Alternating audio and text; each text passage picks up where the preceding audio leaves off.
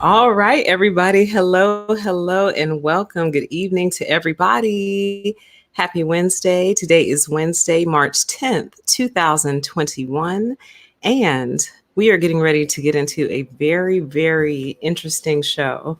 All right. So before we begin that, I certainly want to give a big shout out and a big thank you to my March 2021 sponsors.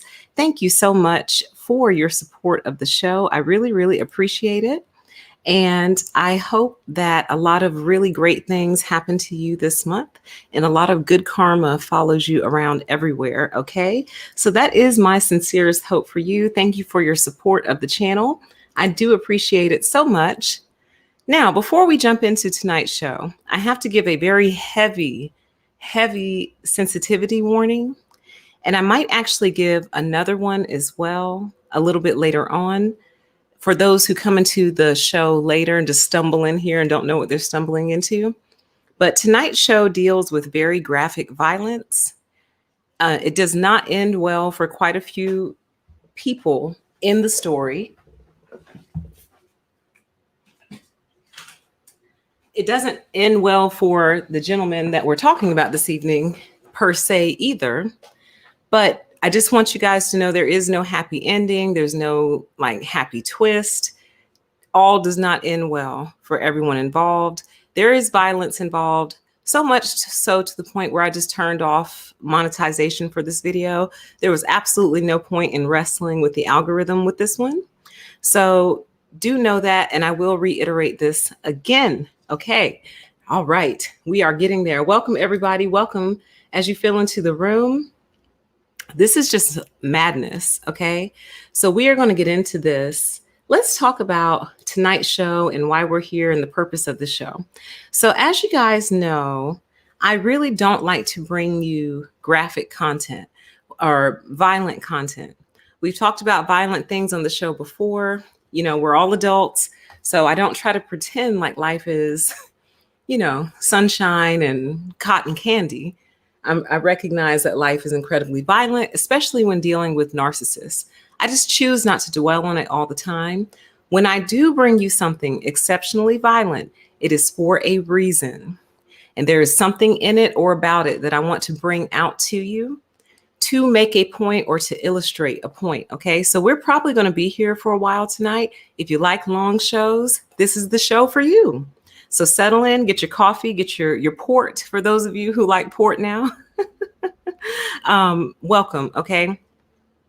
So the purpose of tonight's show, as is indicated by the title, is that as a society, I have got to reinforce the idea to our society that bad people do indeed exist. They exist. And when they show themselves to you, you have to accept it and move on. You absolutely have to. I feel like I'm getting ready to get ahead of myself a little bit, but our society has a tendency, especially in these last few years, to try to sell us on the idea that there's really no such thing as a bad person. We're all redeemable. We all deserve second chances. We all deserve, a second start, if you will. We all make mistakes, which we do.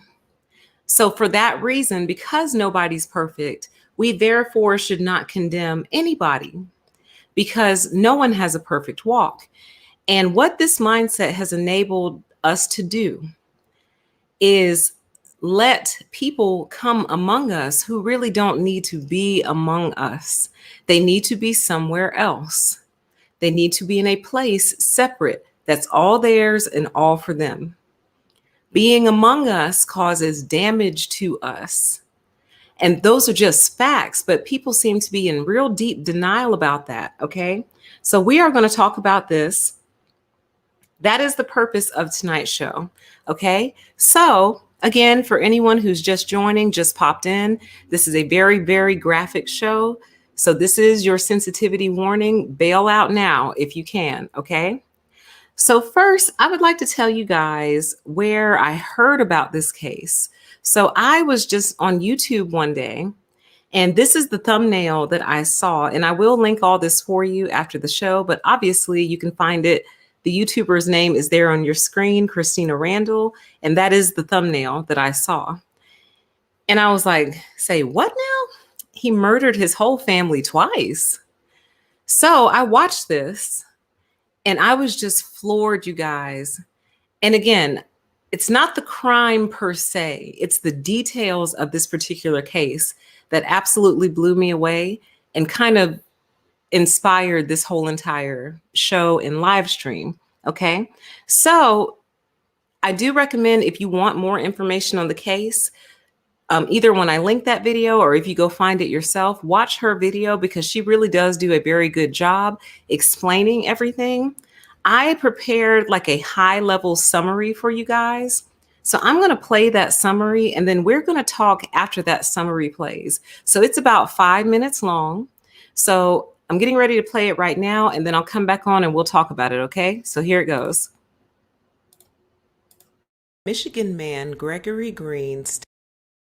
In 1991, Michigan man Gregory Green stabbed his wife in the face and chest, killing her and their unborn child. Then he called 911 and waited for police to come. After serving about 16 years in prison for murder, Green was released on parole with the support of family and friends, including a pastor who lobbied on his behalf and whose daughter Green would marry. Green was released in 2008 and later married Faith Harris. They had 2 daughters, Coy, 5, and Kaylee, 4. Then came a shocking slaughter. Early in the morning of September 21, 2016, Faith Harris Green found herself bound with duct tape and zip ties in the basement of their home in Dearborn Heights, Michigan. Her foot had been shot and her face slashed with a box cutter. Her 2 teenage children, Gregory Green's stepchildren, were with her, dead of gunshot wounds. Her 2 younger children were dead upstairs, poisoned with carbon monoxide. The killer was Harris Green's husband, the same man whose freedom her father advocated for more than a decade ago. As Green did when he killed his first wife, he called 911 and waited for police to come. He had just shot his family and they were inside the house, he told officers. During the sentencing hearing, Harris Green spoke to her children's killer, perhaps for the last time. "You are a con artist. You are a monster. You are a devil in disguise. You are now forever exposed," she said as she stood behind a podium in a Wayne County courtroom. Her ex-husband, in a dark green jail uniform, sat stoically a few feet away, his back toward her. "Not even torture and death would be justice," she said. "Your justice will come when you burn in hell for all eternity for murdering 4 innocent children, all because you're insecure." What prompted Green to kill his family and why he immediately confessed to it is unclear. He had been found mentally competent, and when he pleaded guilty to the charges, Green cried as he described what he'd done. Green was denied parole 4 times, twice in 2004 and twice in 2006, before he was released in 2008. If the parole hadn't been granted, Green would have been released in 2012. His prison record provided nearly no trace of violence, no hint that years after he would be released, he would commit crimes more brutal than the first. His history while incarcerated appeared clean, if not perfect. Records show that although he was unable to explain the outburst that brought him to prison, he nevertheless followed the rules and stayed out of trouble. By the time his parole was granted in 2008, Green had completed educational programs in prison. He also had plans for work once he was released. Regarding the pastor who advocated for his release, he had this to say: "Gregory and I were friends before his mishap and he was incarcerated. He was a member of our church. I feel he has paid for his unfortunate lack of self-control and the damage he has caused as much as possible and is sorry. If he was to be released, he would be welcomed as part of our church community, and whatever we could do to help him adjust, we would." Okay, so let me just switch my screen back around here. Okay, so if you are just joining and everything just kind of went by a little bit too fast for you, let me just give you a high-level summary. The man on the screen, Gregory Green, was put in jail for 16 years for the murder of his first, well, let me rephrase that. For the murder of his wife, who was pregnant at the time. She was his first wife. Okay. Now, during the course of this 16-year period, people were advocating for his release. One of those people happened to be a pastor. And this pastor worked very, very hard to get this man released from jail. Okay. That pastor's daughter then married Gregory Green, the same man who killed his first wife, who was pregnant at the time. She married him, and just a few short years later, he killed all of her kids, the two of them that were his and the two of them that were hers, his stepchildren, all four of them. He killed them all, two of them in front of her. Okay. Now, as I stated before, I tend not to bring you all graphic things for fun. I really don't. The reason that I'm bringing you this show tonight is to kind of plead with you all, not really my long-term viewers, but really maybe anyone who stumbles across this video and has never heard of this channel before, to plead with you to open your eyes and start believing in the boogeyman and start believing in bad people, okay? It doesn't make you a bad person to acknowledge and understand that some people are indeed bad people, guys. They really are, okay? Let me pull up something really quick and let me just do this because my Mac loves to snatch my screen away from me. Oh, it's right here. Perfect. Oh my goodness. Oh, perfect. Oh, perfect. Okay.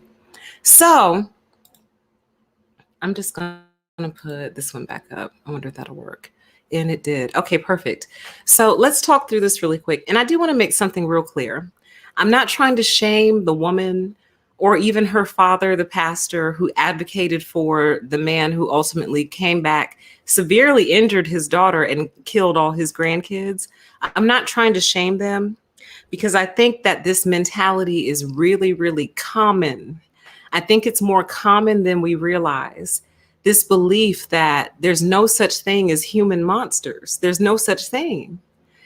And when I really sit and reflect, you guys, on the difference between my life and other women in my age group who either I know directly or know by proxy, like know just either through association, or they might be total strangers, maybe like a celebrity in a similar age group. I feel like the difference between myself and a lot of women my age is that I believe the monster when I see it. I may not always see it right away, but when I see that monster, I believe that monster. I believe in the monster. And then I engage in a separation process from that monster. I really do. And up until this point, you know, the brainwashing and the mentality that you're given is, well, maybe you shouldn't be so hard on people. Maybe your standards are too high. Maybe, you know, you're not perfect either. And, you know, you've made mistakes before. And so how can you hold people to such a high standard when you see their monster, when everyone has a monster, right? Right? So that's the brainwashing. But the truth of the matter is my life is reflective of a person who makes it a habit of moving away from monsters versus someone whose life is reflective of a person who makes it a habit of staying near monsters, abiding them, entertaining them, tolerating them, dealing with them, suffering them, because they feel like that's the right thing to do. Like that's the good, noble, and sometimes Christian thing to do, is to suffer an absolute monster. You see what I mean? So what I'm trying to say is, I feel like I've kept my life relatively entanglement free as a result of that mentality versus the person who always has a million excuses for somebody. Do you understand? So, excuse me, let's go on. Welcome to everybody in the chat as you're filing in. So I just made a couple of notes. And then I want to actually transition into something that I've been hinting at for probably like a year now, but it's all related and you'll see why and you'll see what I mean. So, first of all, this man, I saw in the chat earlier, I think it's gone now, so I can't see it anymore, but it said essentially, oh, now he's fully exposed. So, when the woman who lost all four of her children to this man was addressing the court and addressing him, part of what she said was, you are fully exposed, right? And the comment in the chat said, oh, now he's fully exposed. So the first time when he killed his pregnant wife, that wasn't exposure enough for you. That wasn't it, right? So there was that. What I wrote was, this man demonstrated who he was and should have been believed. You have to wonder how depraved someone has to be to allow themselves to do such a thing in the first place. And that is the issue. The issue is, what enabled you to do that in the first place? That's what would have made me keep you in jail. We all lose our temper. We all get angry. We all get frustrated. I personally have never been in a physical fight, but I'm sure some of you have before. It happens, but we don't all go pick up knives and stab somebody to death. We don't do that. There's something in us that enables us to cut off. Well, that's probably a bad choice of words. There's something in us that makes us stop. You know what I mean? Something that says, don't do that, leave the house, end this relationship, resign from this job, do whatever it takes to avoid getting to that place. And you'll go your whole life without violently wounding or injuring somebody because you have that stop. The fact that his stopper didn't work once means that his stopper probably won't work again in the future. And for that reason, I am blown away at the fact that this man was even eligible to come out of prison again, even eligible, without being very, very old. Now, part of the reason that happened, number one, was the advocacy from the community. That's number one. But number two, if you caught in that little summary, he was like the model prisoner. He didn't really get in trouble. He had like one little minor infraction for like a fight over a TV or something like that. That was not in the summary, so you didn't miss that. But if you do research on this case, you'll see that. But other than that, he didn't give the guards any trouble. I guess got along relatively well with the other inmates. He wasn't a problem. So he wasn't a problem in the prison. He had all these people on the outside advocating for him. So what they really painted was this picture of a guy who really just lost control. You know what I mean? Really just lost it. You know what I mean? He didn't mean to stab her to death. Geez, we all pick up knives sometimes, right? You've never picked up a knife and chased someone around the house? Psh, gosh, what are you, living under a rock? Like that's the mentality. That's the spirit and the energy it seems to be in.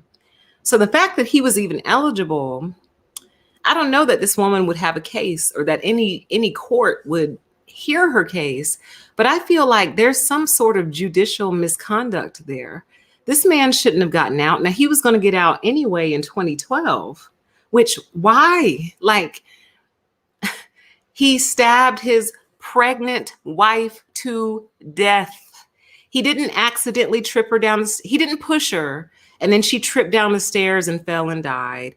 He didn't get in his car in a rage. And then as he was getting ready to take off, she jumped in front of the car to get him to stop from leaving. And he accidentally hit her and she died.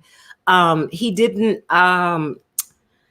like beat her up, just beat her. You know what I mean? So angry that like he just beat her with his fists and she died as a result of her injuries. Like he literally stabbed this woman to death, the first one. So the fact that you enabled yourself to do that once would concern me, that you would enable yourself to do that again, because from what I saw, he never really explained why. Like, I don't think we've gotten a motive for either one. The second wife said he was insecure, but no detail that I could find was ever gone into. So there's that. So anyway, he showed who he was. He should have been believed the first time. He was not. By the courts, nor her father, which we're gonna get to pastor in a minute, okay? Excuse me. The second major takeaway I want everyone to have from this is that we have got to stop believing lies.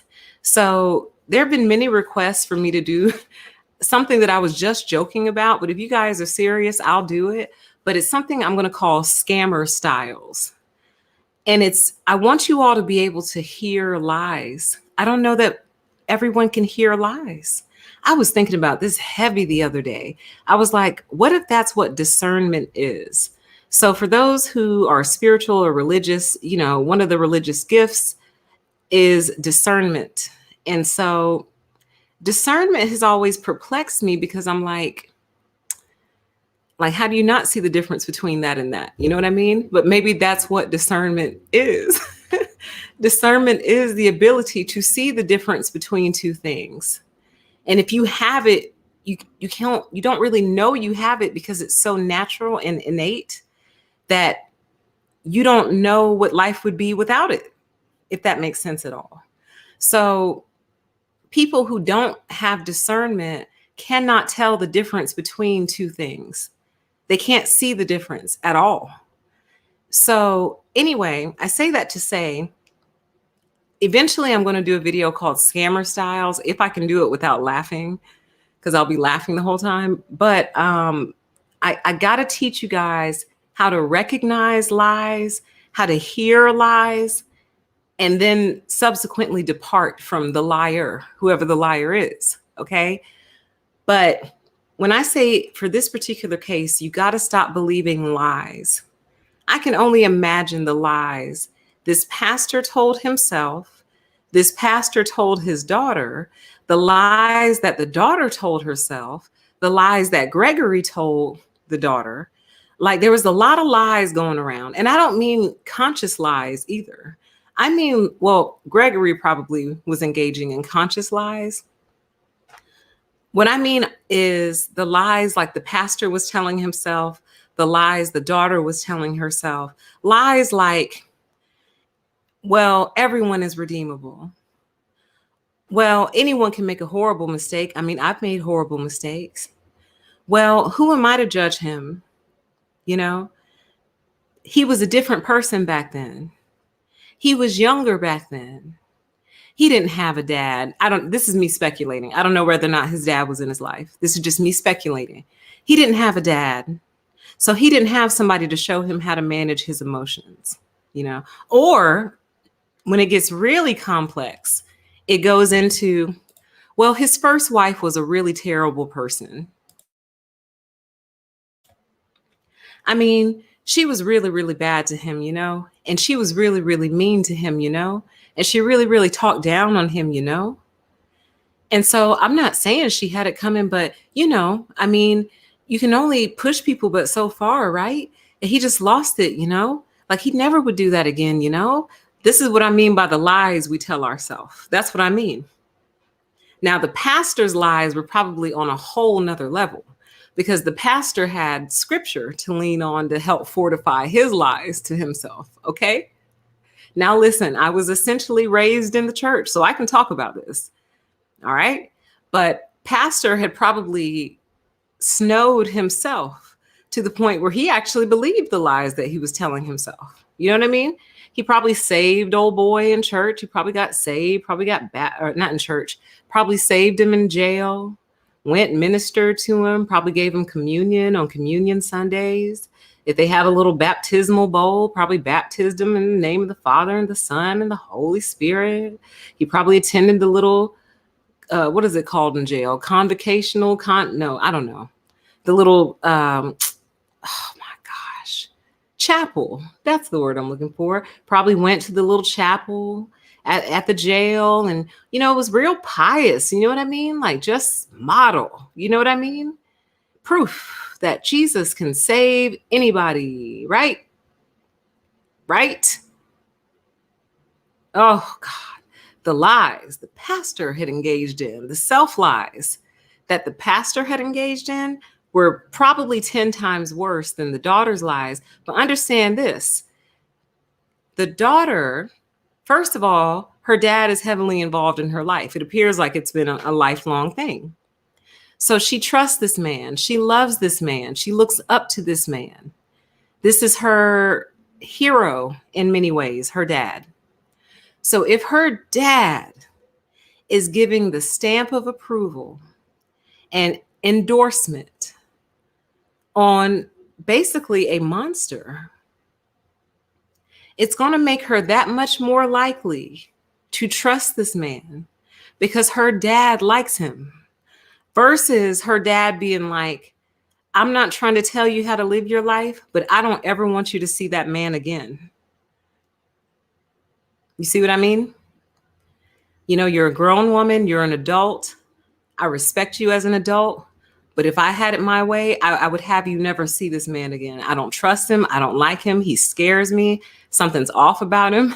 You know, one of my homies who's been locked up for life reached out to me, called me collect, said, hey, I saw your daughter up here talking to that green fella.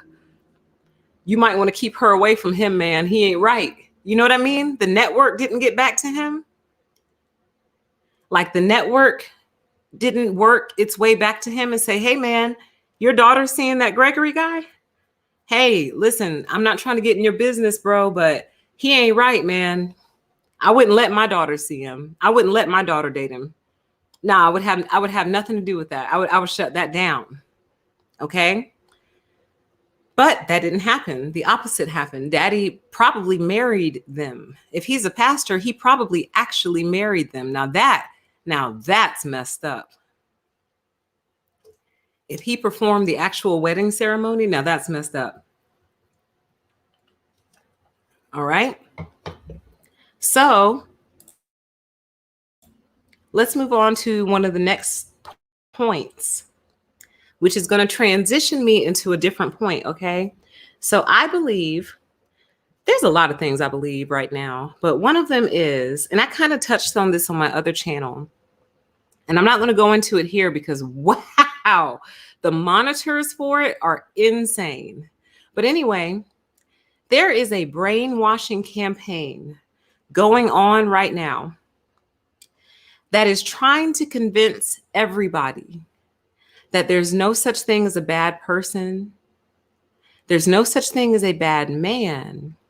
And there's especially no such thing as a bad Black man. Uh-oh. Oh boy, she made it racial.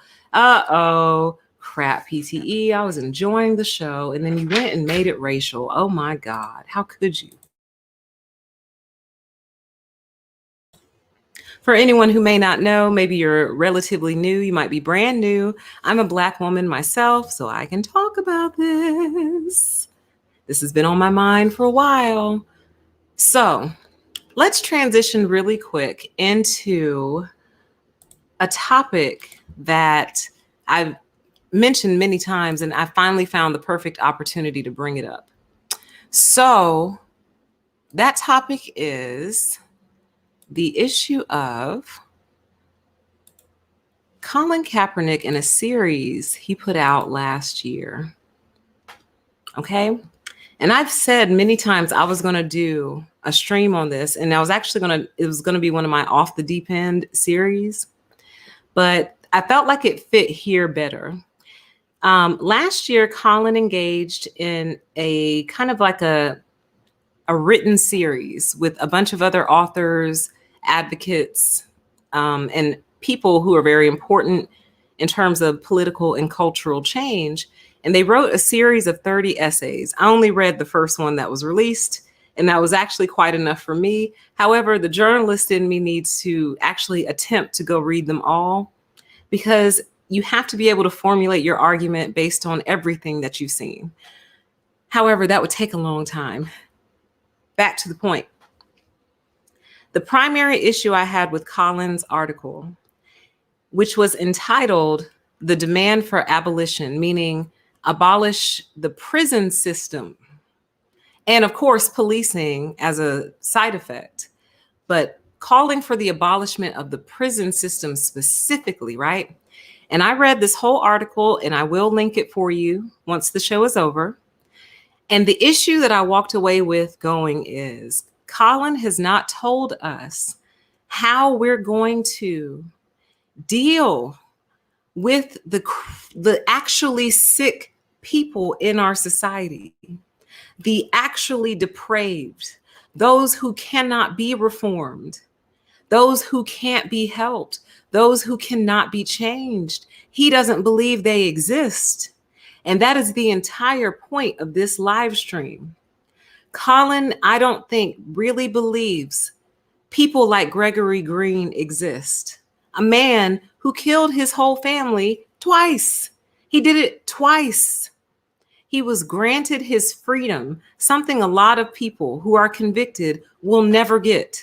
Some of them will never see the light of day again. Well, they'll never see the light of day as a free person again. They will be an inmate for the rest of their life. This man was given a second chance at life, and he did it again and did it bigger. So the issue I have with Colin's article, an entire premise, is that he never tells us what we're supposed to do with people like Gregory Green. Never. Colin, what do we do with people like him? Because under your system, and in other words, here's what I'm trying to say to you. The case of Gregory Green is essentially what Colin is proposing in action. Gregory made a mistake in stabbing his first pregnant wife to death. That was a mistake. So he served his 16 years, which I'm sure Colin would feel is excessive. He served 16 years. Let's give him another chance and put him back out on the streets. And he turned around and did it again and did it worse. So my question is, what are we supposed to do with people like this? See, Colin wants to make it a race issue. And yes, it has been a major race issue. Race is a huge component, but race did not make him stab his first wife to death. And race didn't make him kill all 4 of his second wife's children. That is not a race issue. That is a severe depravity issue. I don't even think it's a mental health issue. At some point, we're beyond mental health and we're into the depravity. You understand? So where do we put the truly sick, Colin? Where? We can't let them just walk around like a mental health hospital because they'll probably kill a nurse.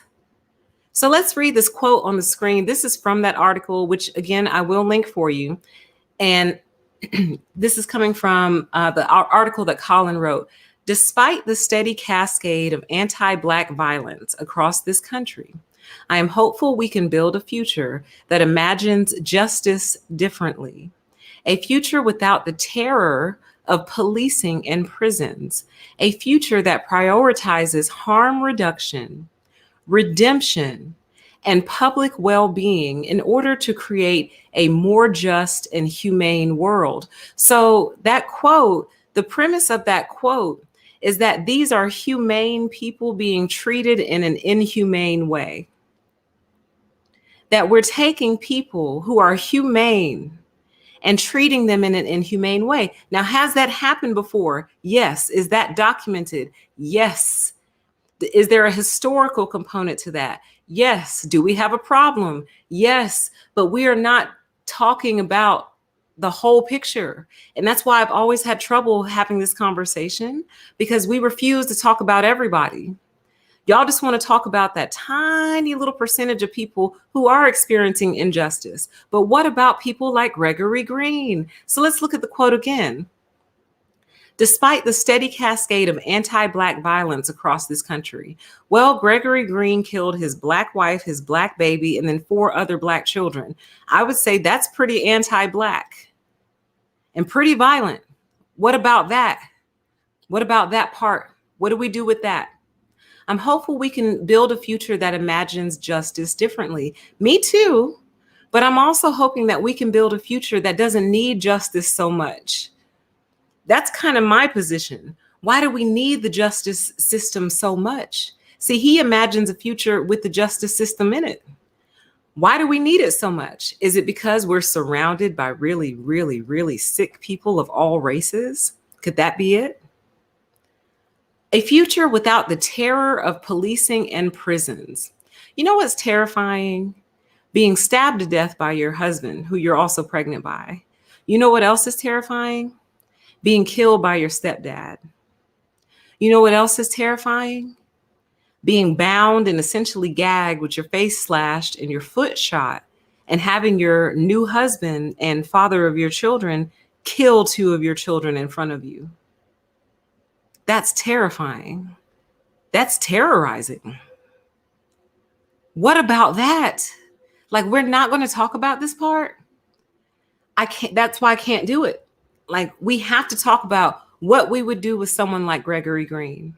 See, if Colin Colin was around, but he was very young at the time, he would have been thrilled that Gregory Green got released back in '06. Sorry, I forgot. '08, I think he got out. He would have been thrilled, over the moon about that. Would have tweeted about it and everything. Congratulations to Gregory Green on your release, even though he killed a woman and she was pregnant. You know, who cares about her? Just somebody's daughter, sister, niece, cousin, you know, friend. Who cares about her? Congratulations that Gregory got out, right? Waits a few years, turns around and does the same thing. Now, what is your position? These are the questions. I'm not against Colin's position. I need answers to these questions. So he killed his whole family again. Now what do we do with him? Are you still believing in redemption and hope and harm reduction? My whole thing is this. Why do we have a society filled with people like this? Why? What is causing that part? See, to me, policing and prisons are at the tail end of the problem. You've already reached panic mode. Now you're in panic mode by the time you got in the police and the prisons involved. Now we're at the end of the spectrum. What do we do to prevent people from even getting to that part? How do we prevent them from even getting that far? What are we supposed to do about that part? Okay, so I got another one. Yeah, all right, I covered that part. Let's see, public well-being. Public well-being. Yeah, I think what's in the public's well-being is for people like Gregory Green not to be roaming around free. And you know, I was thinking about this earlier. I said, okay, people don't like prisons and they don't like the concept of prisons. Fine. Why don't we find some land? And I'm so serious. Y'all know I joke around a lot, but I'm actually serious. Why don't we find some land somewhere? It would have to be an island of some sort. And essentially, you'd have to build it up to the extent that it could support life, right? You're not going to just drop people off in the middle of like brush. You know, it's been cleared, it's been leveled, parts have been paved. There is some housing, there's food resources, there's water, access to electricity, all the basics, but basically it's prison island, basically. So either you can go to jail here in the States in a facility or an institution, or you can go to prison island, thousands of miles off the coast, and we will drop you off. And good luck, basically. Good luck. There's no guard. The only guards that prison island would have would be guards stationed in the ocean around it to keep you from trying to come off of prison island, basically. But other than that, the island would be big enough to support, what would be a good size island? Like 200,000 people? I think that's decent. The island could support 200,000 people. You'll get shipments of food and water, and then there'll even be a little bit of land cleared for you to even attempt to grow your own little food. We'll give you seeds, everything. Like, the goal is not to kill you. We're not trying to kill you. We're actually going to set you up decent out here on Prison Island, but you can't come back. That's the whole thing. It's already a thing called Escape from LA. Really? Oh, is that essentially what Alcatraz is? See, I thought Alcatraz was an actual building. Like, I thought it was like a massive, like, stone building or something. But my point is, if our idea of the prison system is is Escape from LA, is that what that is? I have to look that up. If the whole thing is we don't like people being caged like animals, then fine. Let's create a prison island. There's an intake when we drop you off. You know, we will even give you a little set of keys to a little apartment or something on Prison Island. Again, you are free on Prison Island. You're free. Good luck. And that's kind of where we are with it. You can't come back amongst us. anymore. Like once you've demonstrated that you are a harm to us, you can't come around us anymore. And no, you can't come back once you get dropped off on prison island. That's it. Good luck. Now let's look at this other quote from the same article. It says demands to defund the police and prisons are one of the ways to first realize the goals of investing in people and divesting from punishment and, in time, progress to the complete abolition of the carceral state, including police and policing. Right. Okay, Colin. And then when the shooter shows up to the restaurant or wherever you are having dinner with your lovely wife, then what? Is it just the citizen's job to take this person out? Like, oh God, this is so frustrating to me because it assumes there's no bad people. It assumes there's people with no ill intent. It assumes that your average everyday citizen is just sitting around armed, waiting to jump into police mode. It assumes that people naturally run toward danger and not away from it. It assumes that police are the cause of crime. Now, don't get me wrong, in some parts of the country, they absolutely are, and they're always caught up in different scandals and things. You need to rid the department of your bad seeds and your bad apples, but you can't tell me, you can't look me in my face and tell me that you're not thankful there's somebody you can call if something really, really bad is happening. And if you are, or if you're not thankful for that, I think you might be lying. I don't believe you, actually. I don't believe you. So again, I'm not against Colin at all. I think he is sincere and I think his heart is in the right place. But I also believe Colin probably doesn't spend a lot of time in situations where he's even in fear for his safety. You know what I mean? Like his house probably is very secure. I imagine he has a security system, cameras, and he might even have like a full-time security guard probably. So he's got that going on. I'm sure he goes out with bodyguards and security. So he's got that going on. Even if someone were to steal from him per se, he has enough money to likely replace it. You understand? So I don't think Colin has even the same fears and concerns as everybody else, you know? So like, I would love to present a case like this to him and say, so apply your plan to this case. What happens in a case like Gregory Green? Young man, married, stabs his wife to death. She's pregnant, wife dies, and the baby dies. What do you say to that? What happens to that person? And I feel like Colin would say something like, well, we just need to get him into a good reform program, but we don't need to lock him up. And it's like, okay, if we don't lock him up after that, where does he go? What does he do? Does he just remain amongst the general population? Okay, let's give it a shot. So we go ahead and give it a shot. He does it again. Now what? And you know what he would probably say? Well, that's unusual. You know, that's a fluke. You know, normally when they get out, they do really good. And remember we were talking about scammer styles? Here's one of them. Well, normally when they get out, they do really good. And when they get out, they get jobs. And, you know, they really don't want to do anything wrong. And, you know, they're going to get out and contribute to the community. And do you hear it? Do you hear the scammer style? It's like, it goes, da da da da da da da da da da da. It's like that roller coaster. I think it's called the Ring that they have at the fair, that it keeps trying to go around the loop, but it doesn't. It rocks back, then it rocks back up, and then it comes back down again, and then it goes.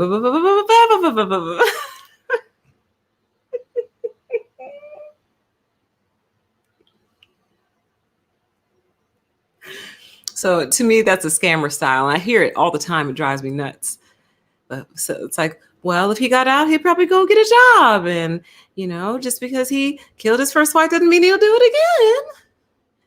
It's like it goes up and comes back down. But anyway, What do we do with him, especially the second go round, right? So let's just play devil's advocate and say, okay, I agree with you. I agree with your plan, Colin. Let's reform people. Let's not lock people up, no matter how bad what they did is. Let's not lock them up. Let's immediately enter them into a reform program. Now, when they do something again or do it worse, now what do we do with them, Colin? All right, we're implementing your plan.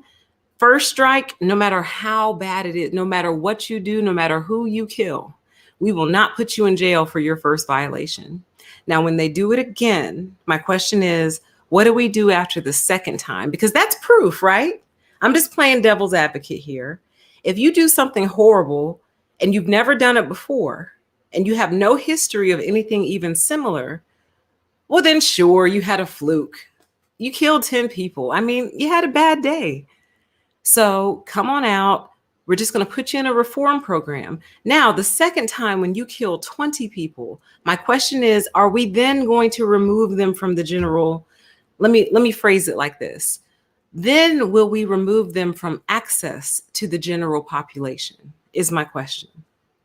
And then if you can't answer that, my next question would be, at what point do we remove them from access to the general population? That is my question, okay? So again, this really honestly is not about Colin. That was just an example that I felt really fell right in line with the show and with the overall point of this show, which is Colin is a perfect example of someone who simply does not believe that bad people exist and also don't need to have access to us. At some point, you lose your access to others. You do. When you have more than demonstrated that you either can't be trusted or that if given the opportunity, you will do something horrific, you've lost your access. So my question is, under what circumstances do they lose that access? And what do we do with them once that happens, if it's not police and prison systems? Okay. But just some closing thoughts, and then we will do a quick after show and we'll get out of here. I personally believe that we can end this cycle, this domestic violence, violence against women and children. We can end this cycle, ladies, but we have to be real and honest with ourselves and understanding that we often lead ourselves into these relationships because we refuse to believe in the boogeyman.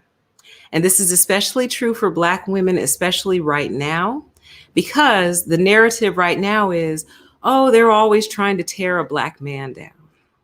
That is the narrative. So you wanting to be supportive, show love and support when you see a man like Gregory Green going through the system because you believe they're just trying to tear a Black man down. But I'm here to tell you that just like there are bad white men, there are also bad Black men. They exist. They are real. You have to believe in them.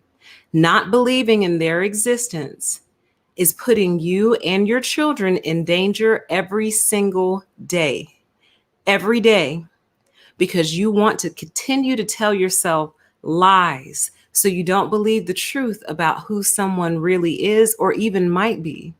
Remember, a fox in the wild does not doubt her instincts. She doesn't second guess like, ooh, is that a friendly human or a nice human? I don't know. Is that a friendly bear or a nice bear? I don't know. I'm out. Period. Could be the friendliest human in the world. Could be the nicest bear in the world. The fox will never know. The fox is out because she sensed danger. You have to be the same way.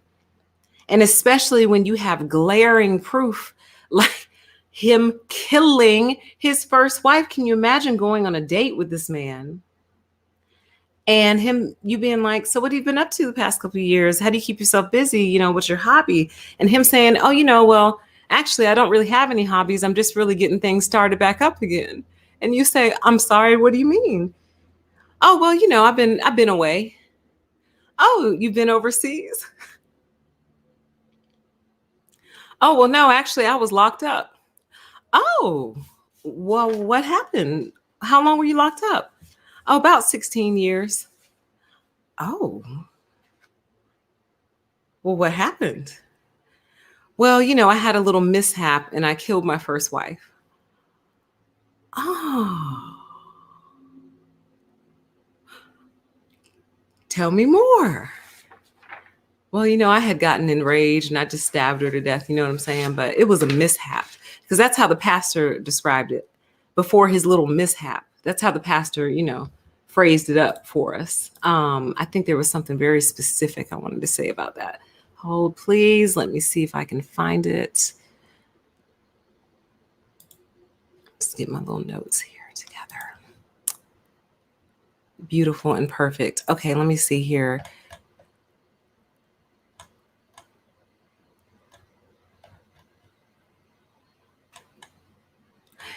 I just want to read this quote. So this is the pastor's quote. It says, Gregory and I were friends before his mishap and he was incarcerated. He was a member of our church. I feel he has paid for his unfortunate lack. Listen to this, you guys.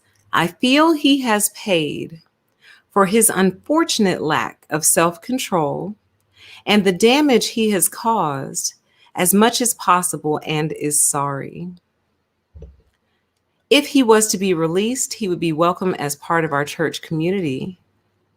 And whatever we could do to help him adjust, we would. Gregory and I were friends before his mishap. Do you hear that? Mishap. Murdering a pregnant woman who was also his wife is simply a mishap to this man. Okay? And he called it an unfortunate lack of self-control. And the fact that he would authorize his daughter to continue to date a man who has already demonstrated an unfortunate lack of self-control just goes to show that you have to be more protective of yourself than anyone else. You can't even trust the judgment of your own family sometimes. And they mean well a lot of times. They don't mean harm always. Sometimes they really do mean you well. But sometimes they are just as clouded and just as snowed as you are. Okay? So this is my very stern, strong warning to you. Okay? You must believe in the boogeyman, especially when you have overwhelming proof to who this person really is. Okay? So with that, you guys, we are going to take a quick commercial break and then we will come back with an after show and we'll get out of here. Okay? Thanks for joining. I appreciate you all being here. This music is kind of loud when it starts, so turn your volume down.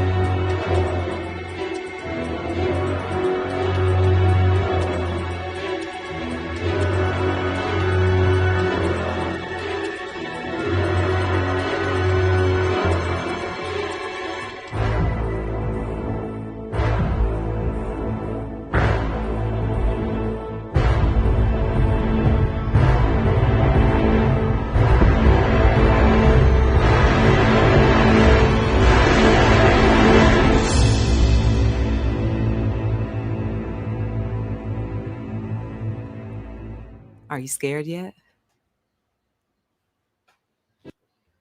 Good. Welcome to the after show, everybody. It is so good to have you. Thank you for joining me. Whew, I have been waiting to do this show for a while, so I'm very happy to finally bring it to you. Been waiting ever since that other video was published, the one I showed you where I got it from. So whatever the date is on her video is how long I've been waiting to do this one. So welcome. Thank you all for joining me. I'm sorry to bring you stuff so dark, so heavy, but I hope the point that I was trying to make in this show came through. Just going to go through a couple of your comments, and also wanted to acknowledge a super chat I saw come through earlier, but I don't think, unless my plan here worked, and it didn't. All righty then. I just have it open on another computer. So I was trying to see if I could keep my whole live chat, and I can't. They just cut it off. There's no hope for that. So it's okay. All right, let's go through a few of your comments and then we'll get out of here, everybody. All right. Okay, so this first one says, unresolved anger and rage issues, but are they really getting help in prison? See, I don't think so. I really don't. And I don't think it's helpful to be around a bunch of other people who are sick in the same way like you are. You know what I mean? A bunch of other criminals at various levels, with the exception of the occasional innocent person or the occasional person who like got caught up with a bunch of other criminals. So they were hanging out with criminals and got caught up. But other than that, I don't know that it's healthy to be in a sandbox with a bunch of other people who are just as sick as you are. Oh my God, y'all, we could do like a prisoner adopt a prisoner program where like people who have tested to be healthy and normal, like adopt a prisoner for the day and like just spend the day kind of just talking to them. You know what I mean? Just having a conversation, like putting them around people whose mind is not quite as warped. Oh my gosh, I think I might like this. We could even do it virtual. You know what I mean? People who aren't doctors, they're not like prison staff. You know what I mean? And just set them up on like little virtual calls and let the prisoner talk to people who are mentally balanced in some way, just so they can get a more balanced perspective. I think I might like that. We gotta do something. We've got to come up with some more creative solutions. Wait a minute. Are y'all trying to tell me that my prison island already exists in the form of Australia? Is that the history of Australia? Is that the basic history of Australia? I think I've heard that before. I think y'all told me something similar before, and I thought y'all were joking, but I think y'all might be serious. Was Australia founded by prisoners? All right, let's see here. Escape from LA. Let me see what this is really quick. I have to look this up. What is Escape from LA? Escape from LA. Premise? Is it a song? Is it a TV show? Let's see. Escape from LA is a 1996 American post-apocalyptic action film, co-written, co-scored, and directed by John Carpenter and all these fun folks. It's a sequel to Escape from New York. Let's see what the premise is. In 1998, Los Angeles has become immensely crime-ridden and decadent, ultimately being directly governed and patrolled by the recently created United States Police Force. 2 years later, on August 23rd, 2000, a massive earthquake strikes the city, the San Fernando Valley floods, and the Los Angeles area turns into an island from Malibu to Anaheim. A theocratic presidential candidate declares Los Angeles to be sinful and punished by God. Now I see where folks get all this stuff from. Like, people have been saying California is going to break off into the ocean for years. But I actually think it might be the other way around. Let's see here. When he's elected president for life, the capital is relocated to his hometown in Lynchburg, Virginia. Meanwhile, he turns the United States into a theocratic totalitarian state. and declares that anyone not conforming to the new moral America laws that he creates, which bans such things as tobacco, alcoholic beverages, recreational drugs, red meat, firearms, profanity, atheism, non-Christian religions, and extramarital acts, will be stripped of their citizenship and deported to Los Angeles Island unless they repent and choose death by electrocution. Why does this just sound like August 2020? You know what I mean? Why does this just sound like a chapter out of 2020? A containment wall is built around the island. Armed guards and watchtowers are posted. And those sent to the island are exiled permanently. Well, there you go. Look at that. You see? Great minds. See, the difference between my idea and Escape from LA is that Escape from LA happened on accident via earthquake. My island is a little bit more on purpose. It's an option. It's an option, really, is what it is. Do you want to be incarcerated on the mainland, or do you want to go to Prison Island and try your luck? Now that's hilarious.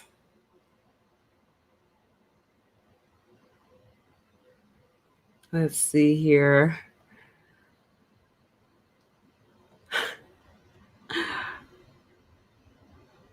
Thank you. And thank you. This is it right here. It says, a psychopath's anger will never be resolved.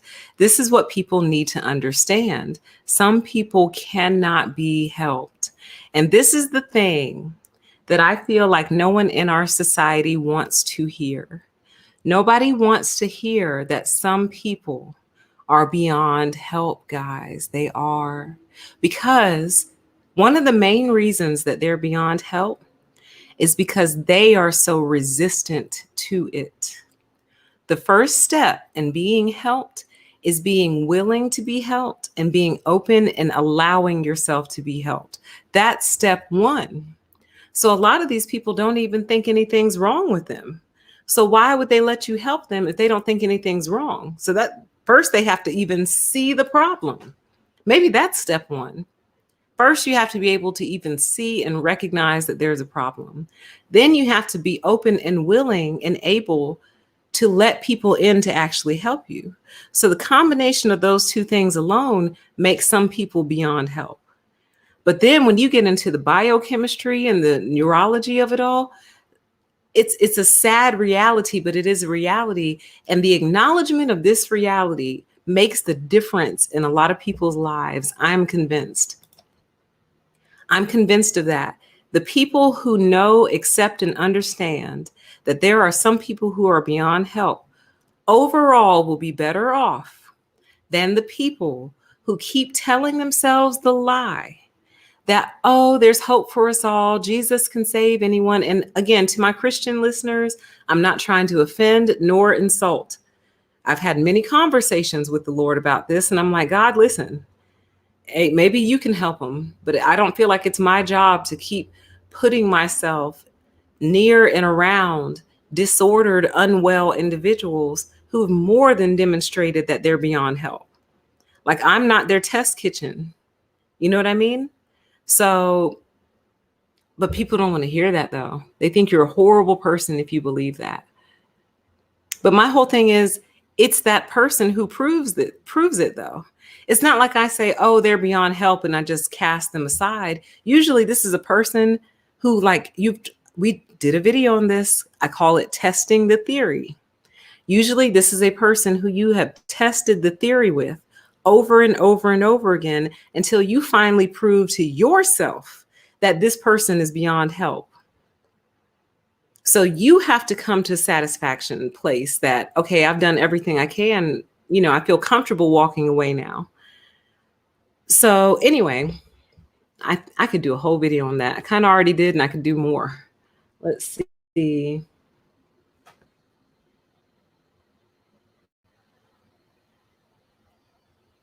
It would make quite the TV show, wouldn't it? It would be unethical and it would get shut down. But I think I mean, it's an option. If you don't want to be locked in a building for 20 years, but see, we don't need them coming back from Prison Island though. Because Prison Island, I feel like is going to mess you up more than real prison. So once you go to Prison Island, we need to send lifers to Prison Island. But then we'd have to have someone there to protect the film crew. Let's see. That would be the thing to watch, though. Like all these mentally unhealthy people. And I really hate, someone brought this up. I think it was a tweet. They're like, can we please stop categorizing evil people, classifying them with people who actually have genuine mental health disorders? And I'm prone to agree with that person, because there are people who have legitimate mental health disorders. And then there's just the depraved and flat out evil. You know what I mean? But anyway, my point is, put all these people who have brought harm to others and now have been removed on this island and just see how those interactions play out. Like, will there be anybody left by the time it's all said and done? Yeah, essentially the Hunger Games. Exactly. The narc Hunger Games. Exactly. Exactly. But with convicts. Let's see. Oh, really? It says Alcatraz was just that, a prison set on a small island in the middle of the bay. Like I always knew Alcatraz was like out on water or like, and it's near New York, right? Or like off the coast of New York or something like that. Something like that. Did they set it there for that purpose though? Like, y'all have to get away from us. We have to get y'all away. We need to put y'all away. Maybe instead of building space hotels, we could build space prisons. I mean, if you're going to do time, wouldn't you want to do time in the space prison versus the Earth prison? Let's see here. Oh, San Francisco. Wow. I thought it was New York. San Francisco Bay. They deactivated it because the conditions were the worst. I bet it devolved and deteriorated pretty quickly. But see, what I mean is they're not in a building on the island. They're actually free on the island, on Prison Island. They're walking around, is what I'm saying.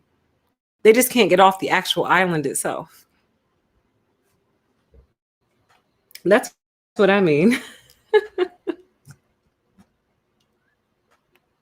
Thank you for the super chat. Thank you, Brandon. I appreciate it so much. Thank you so much. And thank you for the super sticker earlier. And I apologize. I don't remember who sent it, but I did see it. So thank you so much. And I will see it when I go watch the playback. Ooh, wow. That could be a good book title. The Rhythm of Lies. Oh my God. That's good. I like that. Writing that down. I hope you don't plan on using that. Please don't use that. But if you do, it's fine because it will take me 3 years to write this. The Rhythm of Lies. Wow. They love it. They love the rhythm of lies. They respond to the rhythm of lies. They like it. Oh, no. You're talking about Scammer Styles. Yeah, Scammer Styles, the Rhythm of Lies. Ooh, I like that. Scammer Styles, the Rhythm of Lies. It's so distinct to me too, man. And sometimes I just wonder if maybe I'm just like hearing things, but I swear it's so distinct. Judge Judy used to get on to people about this. For those of you who ever watched Judge Judy, she used to tell people to stop singing.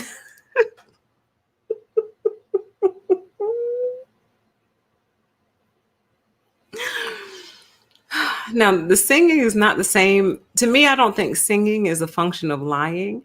I think it's just a very bad communication trait.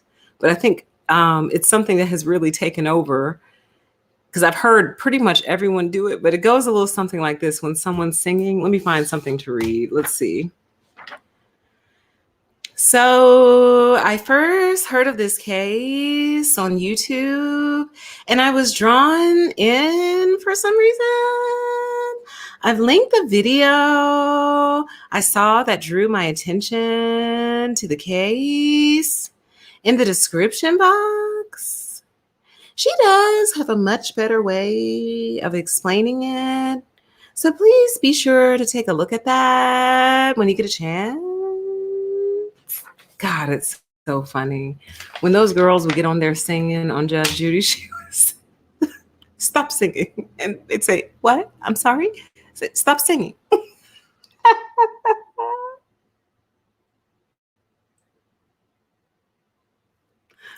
I can't think about it because I won't be able to keep going, y'all, because it's so funny to me. Because that's exactly what it is. It's singing. Let's see here.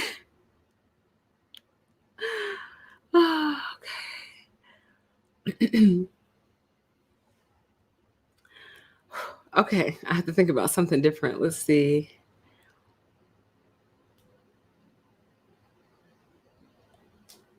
Right, exactly. Let's not lock them up. Let's send them to your house, Colin. Now you're responsible for them. Okay? We'll let them come live with you. You can put them in a football program. You like that? You like that? You like the sound of that? That make you feel good? You know? And why don't you employ them? Give them a little job. And see, here's the thing. I want to make sure I'm very clear about this too, because people always walk away mishearing me. It's not that I don't believe people deserve second chances, but I've actually stated this before. My whole thing is this: either they served their time or they didn't. So, like, if the crime was so bad you needed to be locked up for 25 years, you probably need to be locked up forever. You see what I mean? Like, there's a difference between the irresponsible person who gets drunk, gets behind the wheel of a car and kills somebody in a drunk driving accident. Yeah, you need to do some time. So you never, ever, ever, ever even think about doing something similar again, right? Versus the person who killed his family twice. There's some difference. And again, my whole thing is either you served your time or you didn't. So if we're going to let people out, then we almost have to treat them like it never happened. And then that begs a very interesting question, which is, did it never happen? God, that only makes sense in my head. Let me see if I can make that make sense. So again, either they did their time or they didn't. Either we lock them up for life or we don't lock them up at all, essentially, or something to that effect. Because if you're letting someone out who has killed somebody and they did it on purpose, it wasn't an accident.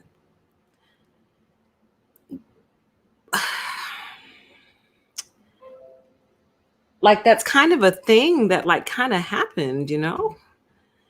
And like, that's going to affect your psyche like for life. So what type of mental health programs are in place?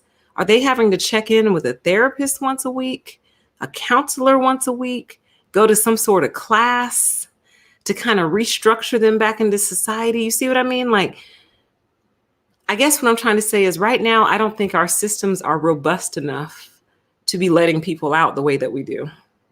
We're just letting them back out just as sick as they went in. And a lot of times they go in and get worse because they're surrounded by grade A criminals and they're having to protect themselves from other criminals. So you go in, you're kind of a lower level criminal, but you're in there with higher level criminals. You really don't want to interact. You really don't want anything to do with any of them. But the thing about prison is that you don't really have a choice but to be involved, if that makes sense. Very rarely do they just leave people alone. And just remember, prisons for the most part are filled to the brim with narcissists. So they don't just leave people alone. Remember Lunch Bucket and the Rocks? Remember Lunch Bucket came to work and was just trying to mind his own business? And all the rail workers who also happened to be ex-cons could not stand the fact that this man was not interested in them. So they started throwing first small rocks, then medium-sized rocks, then big rocks at his head. Do you remember that? So that's basically what they do in prison. You show up, you're going to identify yourself. You're going to tell everybody why you're here. You're going to tell everybody who you with, meaning what sect do you claim, meaning what gang are you a part of? Where are you from? What street? We don't know you. They don't claim you. And now you just got beat up. So whether or not you want to be involved in prison is not really your decision. You're going to be involved. So, you know, what happens to the psyche of a person who goes through something like that is what I'm trying to say. And how do you deprogram a person who goes through something like that? I don't think you can, which is what goes back to my original premise, which is either you keep them forever or you find some other way to make justice be served. But also, yes, I believe in punishment. There needs to be a punitive element. Otherwise, what you're basically saying to the victims is, oh, hey, sorry that happened to you. Yeah, sorry about your luck. Ooh, yeah, sorry about that. Ooh, sorry about that. Here's another idea. Remember, we're all about ideas and innovations over here. Okay, since Colin doesn't want to lock him up, why don't we do this? Every time someone is a victim of crime, instead of looking for, arresting, prosecuting, and ultimately jailing the offender or offenders, why don't we calculate how much money that would cost the city or state and just give that to the victim of the crime or their family, depending on who all it was. So let's say to feed and house and prosecute this one particular criminal would have cost $250,000 over the course of 20 years. Just cut the family a $250,000 check and let the criminal stay free. And with that money, they can pick up and leave and maybe move somewhere else, go somewhere else, start a new life. Yeah, I like that. And then if there's more than one criminal, do it per head. Try that out. What do you guys think? You like that? So if you're the victim of a crime, instead of prosecuting the criminal, you just get a check from the city, state, or local government in the amount of money that it would have cost to house that particular criminal. What do you guys think? It's different. It's different. You're going to spend the same amount of money anyway. So I'm just saying. Did they finally deal with him? I stopped watching, so I have no idea. It sounds like how they dealt with Negan on The Walking Dead. Did they finally get Negan with his crazy self? What a nut. Let's see here. Yes. Oh man, I could go off on a whole nother show on this. It says, and we refuse to believe that we're probably happier and safer on our own. And some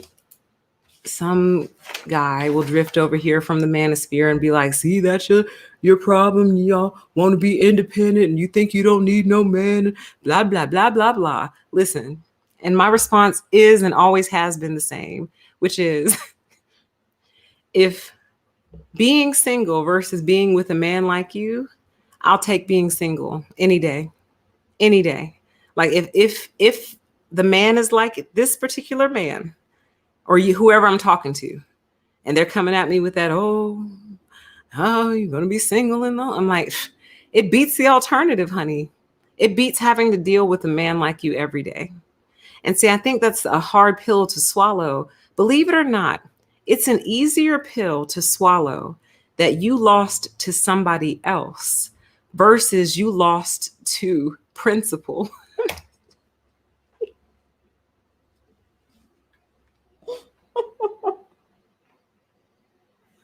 Now, listen, I know at first blush you would say PTE.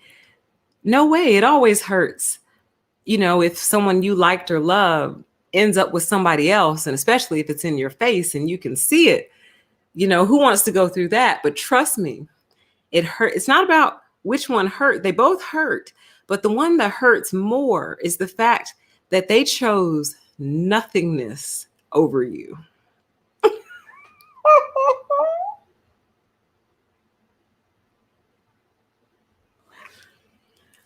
I chose an empty space over your presence.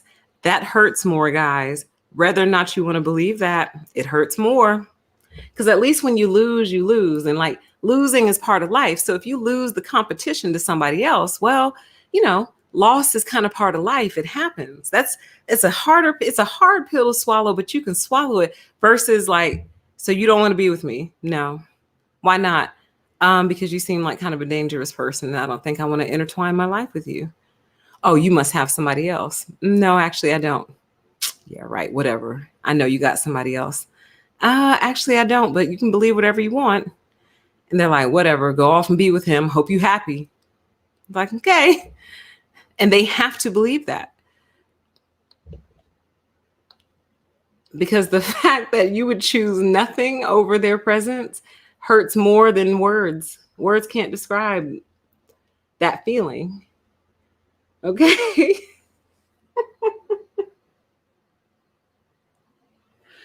Right. That's my past. And by the way, just for the record, this show can apply to, the reverse. Men, you all need to be aware. You need to use your discernment as well. But the example was a man, so sorry. But yeah, I just wanted to make sure I said that. I wanted to say that at the beginning and I forgot. But yeah, that's one of the favorite excuses. That's just my past. That's my past. That's my past.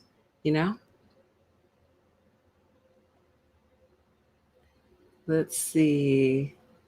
Oh, I'm sure. Says, yep, sounds like a sexist Black church pastor to me. And I'm sure the things that he was saying to his daughter, says, keep in mind, his daughter already had 2 children. And obviously, for her to marry Gregory Green, she was either not with or no longer married to the father of her first 2 children. So I'm sure her dad was like, daughter, it's not a good look for you to be out here. You got these kids. They need a man in the home. They need a father in their life, and I know Greg, and I've talked to him, and I've really worked with him, and he's a solid guy. He's a solid dude, and he would be real, real good for you and the kids and really take care of you and take y'all in and, basically make you a decent woman. Or what's the phrase they use? Not a whole woman. Oh, what is it?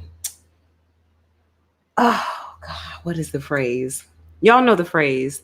Not a whole woman.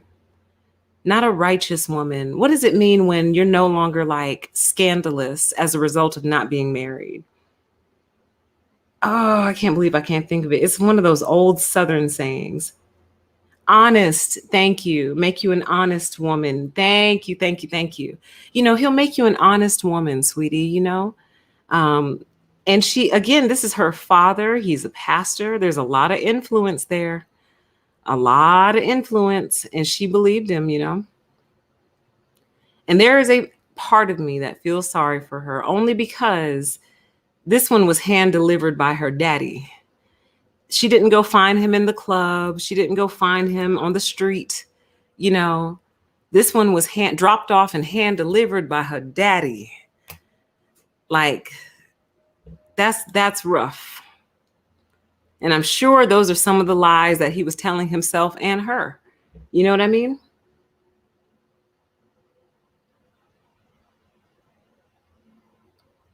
Right, exactly. So in reference to the first wife that was killed, that was just a mishap, Like you accidentally ran a stop sign and killed a pregnant woman, that's a mishap, But actively, he didn't just stab her one time either, guys. I won't say how many. But if you research it, you will find out. But he stabbed her not just once. So that wasn't a mishap. You know what I mean?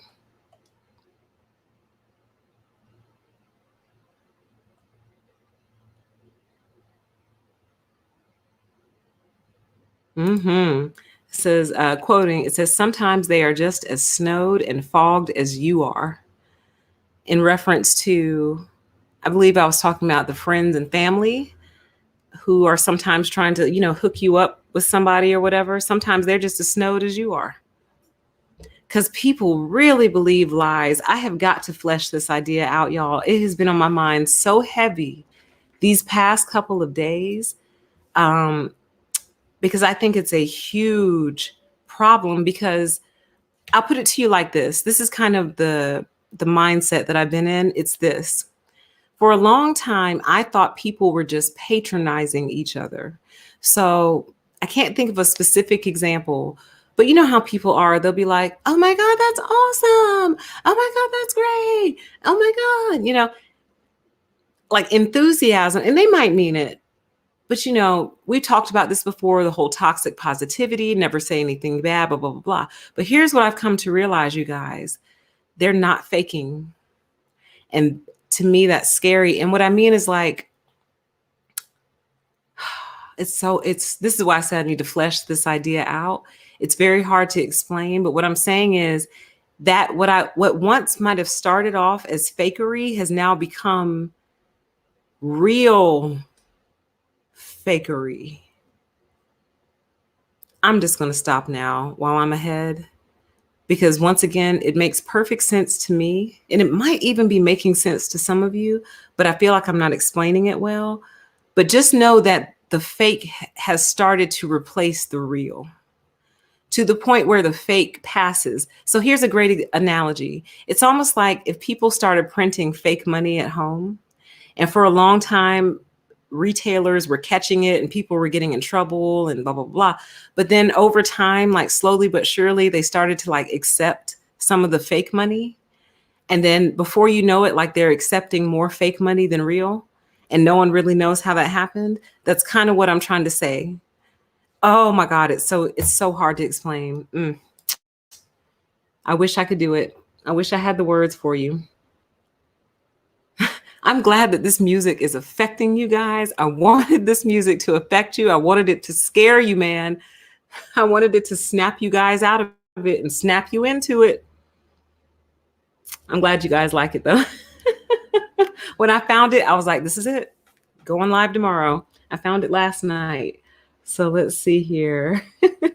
I'm not trying to give you nightmares, but I am trying to scare you. Let's see here. All right. Well, you guys, I think we're going to go ahead and wrap because it's not late. It's like 9:30. Why did I think it was like 11 something? We'll just stay here just a few more minutes. Yep. Said eating out of his hand, con artist to the max. Exactly. Like they completely fell for it. I've got to do the show Scammer Styles because let me just jot this down. So one style is the ring.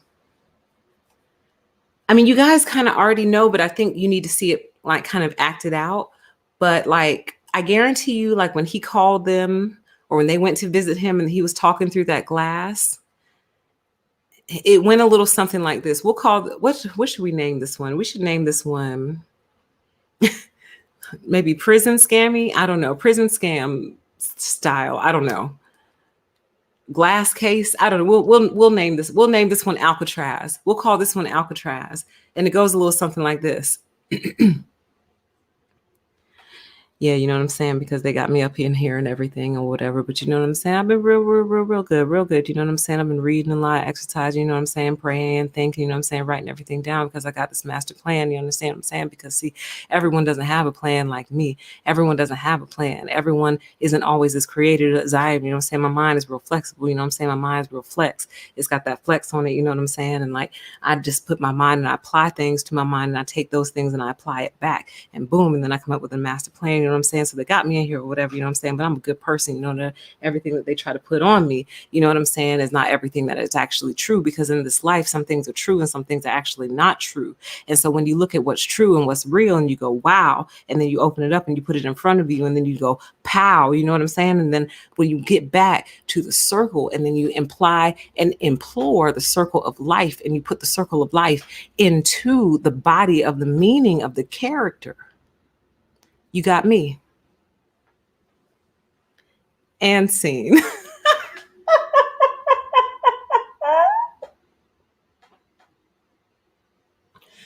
Y'all, I promise you, if I started a YouTube channel and that's all I did, that channel would blow up. It would be bigger than this one. And I could retire off that channel. I guarantee, I promise you, because people love it. They eat it. They love listening to lies all day. I don't know what it is. They love scammer styles. They love it. But this one is called Alcatraz. So Alcatraz. All right, so we got the ring, Alcatraz, and I got some other ones written down somewhere else. So I'll get these together and I promise y'all I'll do these for you, okay? Okay.